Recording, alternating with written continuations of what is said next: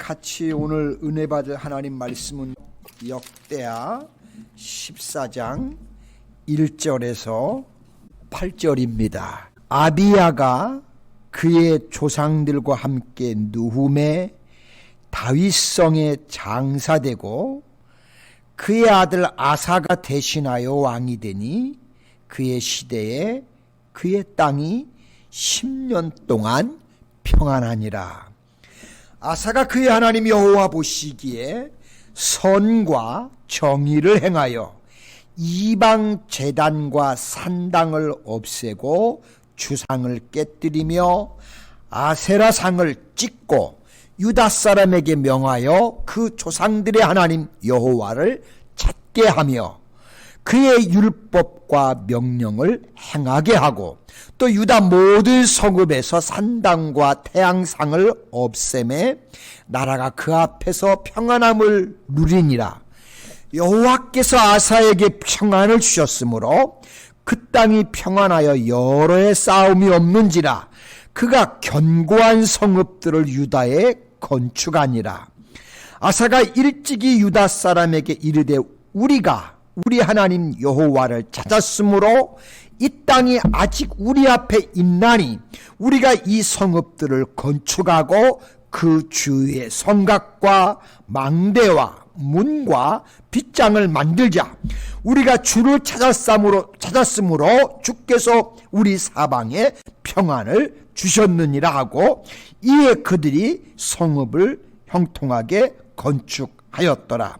아사의 군대는 유다 중에서 큰 방패와 창을 잡는 자가 30만 명이요 베냐민 중에서 작은 방패를 잡으며 활을 당기는 자가 28만 명이라.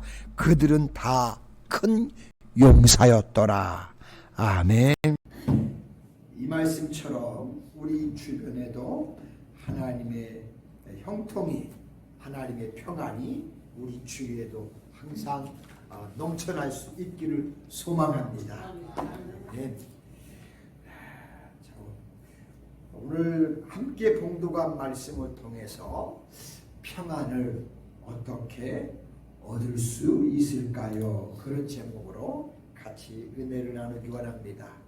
자, 우리 사람들이 인생을 살아가면서 여러 가지 중요한 것들이 많은데 그 가운데 우리가 한 가지를 꼽는다면 우리의 삶을 어떻게 평안하고 평탄하게 살아갈 수 있느냐라는 것일 겁니다.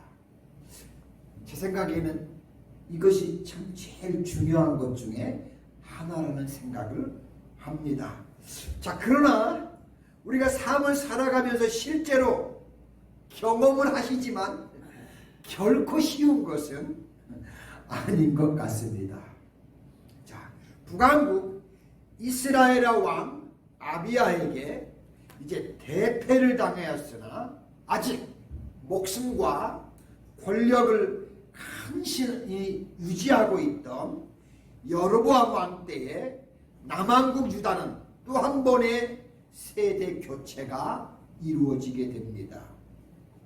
즉 남유다 왕국의 두 번째 왕인 아비야의 시대가 그의 죽음으로 끝이 나고 그 뒤를 이어서 아비야의 아들 아사, 이 아사 왕은 선한 왕 가운데 또 한 사람으로 인정받는 왕이기도 합니다. 이제 아사 왕의 시대가 도래를 하게 됩니다.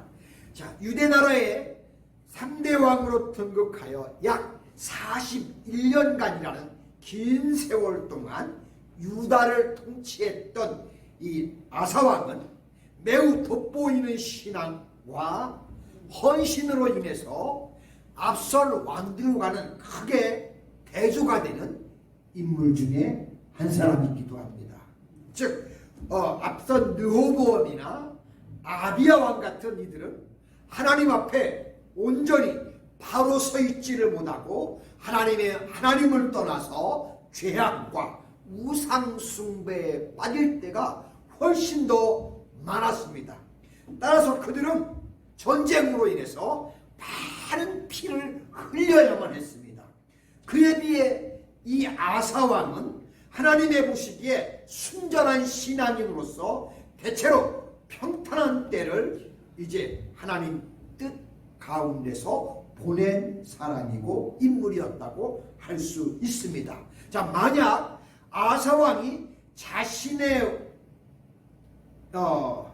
인생 말년에 끝까지 하나님 의지하고 교만한 죄를 그분이 범하지 않았다면 아마 유다 왕들 가운데서 가장 경건한 사람으로 영원히 기억될 수 있는 인물이었다고 그렇게 평가할 수 있습니다. 그 부분이 가장 아쉬운 점이 아사의 한 가지 약점이라고 할 수 있습니다. 역대하 16장 2절로 4절에 보시면 아사가 여호와의 전 곡간과 왕궁 곡간에 은금을 내어다가 다메섹에 사는 아람 왕 베나단에게 보내며 이르되 내 아버지와 당신의 아버지 사이에와 같이 나와 당신 사이에 약조하자. 내가 당신에게 은금을 보내노니 와서 이스라엘 왕 바하사와 세운 조약을 깨뜨려 그가 나를 떠나게 하라 하매 베나단이 아사왕의 말을 듣고 그의 군대 지휘관들을 보내어 이스라엘 성읍들을 치되 이온과 단과 아벨마임과 납달리의 모든 곳곳성을 쳤더니라고 했는데, 어쩌면 아사왕의 이와 같은 흠은 인간의 한계가 어떠한지를 실제적으로 보여준다고 할 수 있습니다. 이 한 가지만 잘했다면 진짜 완벽한 아주 퍼펙트한 왕이었을 텐데 안타깝게 이 하나의 흠을 남긴 왕이 아사왕이었습니다.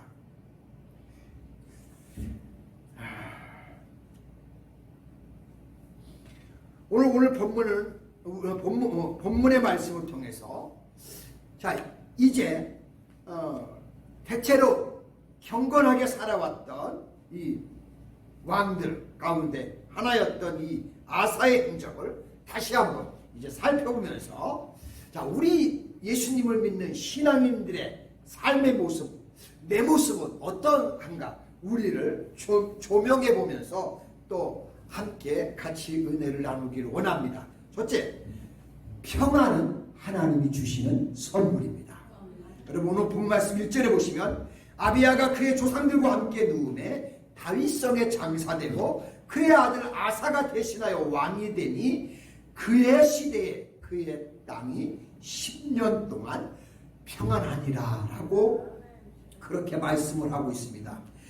이스라엘의 역사를 돌이켜보면 이 팔레스틴 땅은 전쟁의 피비린내가 가시지를 않는 정말 치열한 전쟁터였습니다. 작게는 소수의 무리들에 의한 약탈전에서부터 시작해서 강대국들의 주권 다툼에 이르기까지 수많은 전쟁의 역사가 계속되어 왔던 것이 바로 팔레스틴 땅입니다. 더군다나 이스라엘이 솔로몬 왕 이후 남북 왕조로 갈라지고 나서부터는 남북 왕조 사이에 전쟁이 있을 뿐만 아니라 이스라엘의 힘이 남북으로 이제 갈라진 틈을 이용해서 주변 국가들이 빈번히 북쪽도 남쪽도 여전히 침공을 받는 그런 위기를 이스라엘 역사에서 맞이한다는 것입니다. 여러분 분단은 정말 안 됩니다. 교회도 분열이 돼서는 안 되지만 나라도 분열이 되면 안 돼요. 항상 분열이 돼서 약점이 생기면 호심탄탄 이웃으로부터 계속 도전을 받는다는 사실입니다. 우리가 작지만 우리는 하나가 되어서 끝까지 사단의 세력들을 물리칠 수 있는 우리 노스캐롤라이나 한인교회가 되기를 소망합니다. 자, 그런데 오늘 본문에서 우리는 이처럼 전쟁이 끊을 줄 모르는 척박한 상황 가운데서도 유다 왕국이 10년 동안 평안을 유지하는 놀라운 기사를 우리가 발견하게 됩니다. 유다 왕국이 이처럼 긴 시간 동안 흔들림 없는 평화와 고통이 없는 그리고 비탄이 없는 평안을 누리며 살아갈 수 있었던 비결은 과연 무엇일까요? 그 나라의 국력이 다른 나라에 비해서 월등했느냐? 절대 그렇지도 않습니다. 아니면 뭐 유다가 천의 요새 위치에 있기 때문에 그것도 절대 아닙니다. 오늘 본문 6절에 보시면 그 해답을 성경이 제공합니다. 6절에 보시면 여호와께서 아사에게 평안을 주셨으므로 그 땅이 평안하여 여러 해 싸움이 없는지라 그가 견고한 성읍들을 유다에 건축하니라 라고 했습니다. 여러분, 우리의 평안은요 그 어떤 힘에서 오는 게 아니라 여호와께서 아사에게 평안을 주셨으므로 평안한 것처럼 하나님이 우리에게 평안을 주실 때 우리는 평안한 것입니다. 아멘. 아무리 잘나고 힘이 있고 뭐 해도 하나님 평강을 주시지 않으면 진정한 평안은 없다는 사실입니다. 그러므로 항상 하나님께서 저와 여러분들의 가정에 평강을 주심으로 우리 안에 평안이 넘칠 수 있기를 소망합니다. 우리가 늘 살아가면서 기억합시다. 평안은 여호와 하나님이 우리에게 주시는 선물이다. 여러분 그렇게 믿으시고 하나님 우리 가정에 평안을 주옵소서. 그렇게 우리도 기도할 수 있기를 바랍니다. 그렇습니다. 하나님께서 유다 땅에 평화를 선물해 주셨기 때문에 유다가 긴 시간 동안 평화를 누릴 수 있었습니다. 실제로 평화는 인간 스스로 우리가 만들어낼 수 있는 것이 결코 아닙니다. 평화의 주체이신 하나님께서 주실 때만이 인간은 감히 평안을 누릴 수 있고 그 평화를 맛볼 수 있게 되는 것입니다. 저와 여러분들과 또 가정과 우리 자녀들에게 이런 평화가 끊임없이 주님으로부터 공급되는 역사가 우리에게 임할 수 있기를 간절히 소망합니다. 두 번째는 하나님께서는 어떤 사람에게 그런 평화를 주실까요? 죄를 끊고 의를 사모하는 사람들에게 평안을 주십니다.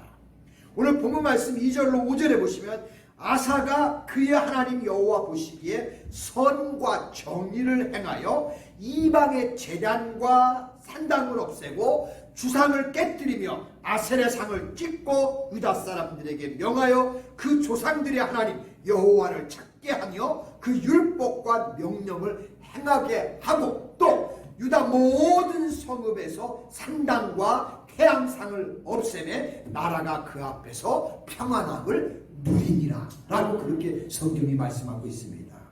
여러분 남북 이스라엘에 당면한 가장 큰 문제가 있다면 그것은 곧 백성들의 삶 깊숙이에 박혀있는 이 이방의 우상 종교의 타락한 모습들이 면면이 그들의 삶 가운데 스며들어 있었던 겁니다.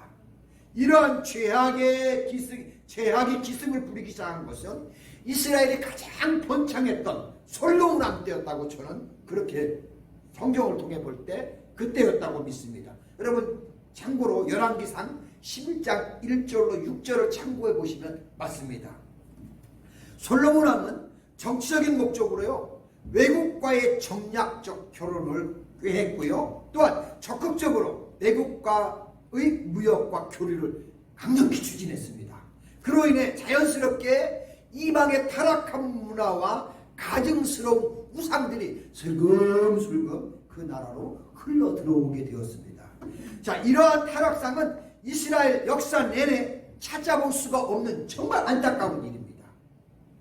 그런데 놀라웠게도 본문에는 새로 즉위한 아사왕이 지금껏 내려왔던 추악한 우상 문화를 일수하는데 온 정열을 쏟아 부음으로써 유다의 경건이 회복되는 이런 개혁 작업이 이루어지는 사실입니다.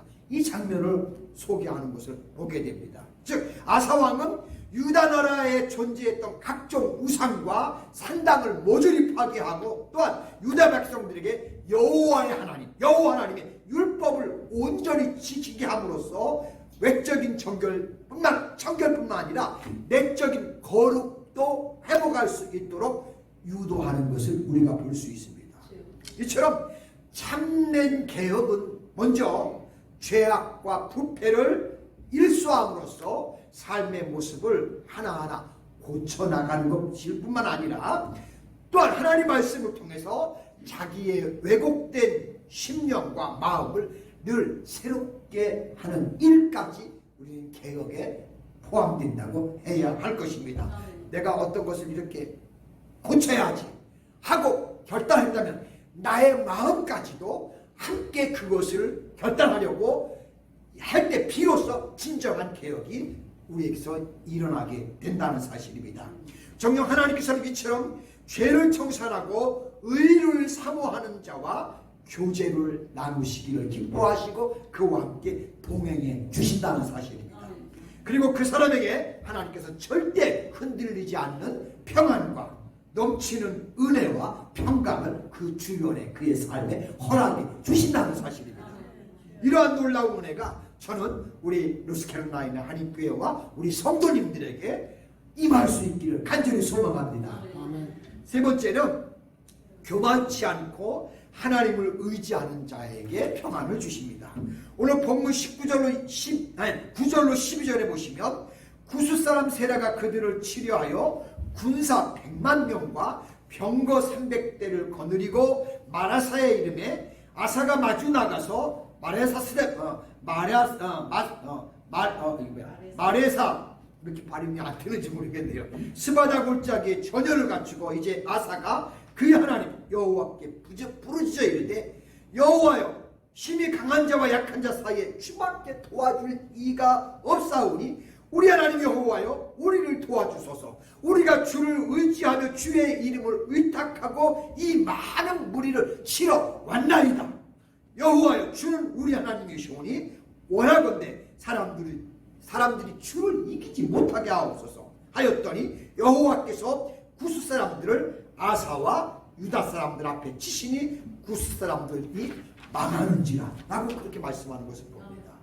그 무엇보다도 하나님과의 관계를 소중히 여겼던 이 아사 왕에게 어려움이 없었던 건 절대 아닙니다. 그의 통치 중간에 외세의 여러 차례 위협을 이분이 받습니다. 특히 BC 900년경에 있었던 100만 대군으로 구성된 구스 군대의 침공을 받자 아사왕은 정말 큰 위기 가운데 빠지게 되고 그냥 이스라엘 전체를 위기에 몰아넣었습니다.